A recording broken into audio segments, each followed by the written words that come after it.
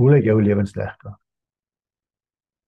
Ons lewens is een groot legkaart en elke besluit wat ons neem, elke gebeurtenis wat in ons lewens plaasvind, elke opdrag van die Here, elke pa, ma, boetie, sussie, familielid en vriend, maak deel uit van ons lewenslegkaart.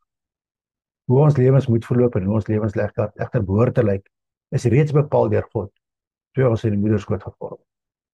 En dan ook die meesterkopie van hoe hierdie lewenslegkaart vir my en jou moet lyk by voltooi. Mense kan dit vergelyk met die prentjie wat voor op die boksies waar ons legkaart koop.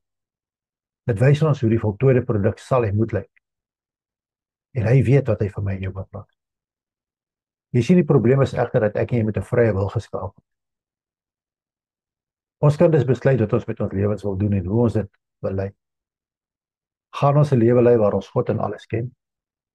Gaan ons liefde aan hom openbaar deur te luister na hoe hy ons lei deur die inwerking van die Heilige Gees op ons lewens? Of gaan ons dinge op ons eie aanpak? Ek wil graag die volgende uit my lewenslegkaart met jou deel. Vandag kyk ek terug met hartseer en berou na die manier waarop ek bygedra het tot die voltooiing van my lewenslegkaart. Ek sal beslis my legkaart voltooi, maar dit gaan ongelukkig nooit volledig wees. Jy sien, nou dat die jare aangestaan het en ek die voltooiing van my lewenslegkaart nader, besef ek dat daar baie meer oopspasies is as wat ek stukke het. En dat daar stukke is wat verlore gegaan. Dat daar stukke is wat verweer en verslete is omdat ek dit heen en weer geskuif het in plaas daarvan om dit op die legkaarttafel neer te sit totdat ek die ander stukke wat rondom moet kom gevind of die Here dit aan my openbaar het. Elke keer wat ek 'n besluit in my lewe gemaak het sonder om die Here dit te ken, was daar 'n stuk van my legkaart wat verlore gegaan of verweer geraak. Elke keer wat ek besluit het om iemand uit my lewe uit te sluit, is daar 'n stuk van my lewenslegkaart wat verlore gegaan. Elke keer wat ek ongehoorsaam was aan die opdragte van die Here, is daar 'n stuk wat of verlore geraak of verweer het. Ja, sommige stukke kon ek na 'n lang tyd uiteindelik optel waar ek dit een kan weggeskep het. Maar by die heen en weer skuiwery is hierdie stukke, alhoewel dit nou deel uitmaak van my legkaart, so verweer en verslete dat dit afbreek doen op my algehele legkaart se kwaliteit. Ek is verantwoordelik hoe dit nou lyk. Ek het my merk van eie wil op hulle gemaak. Ongelukkig is dit dan ook so dat daar van die stukke is wat ek op sy geskryf het wat verlore geraak. Is daar geen manier hoe ek hierdie stukke kan terugplaas in my persoonlike lewenslegkaart.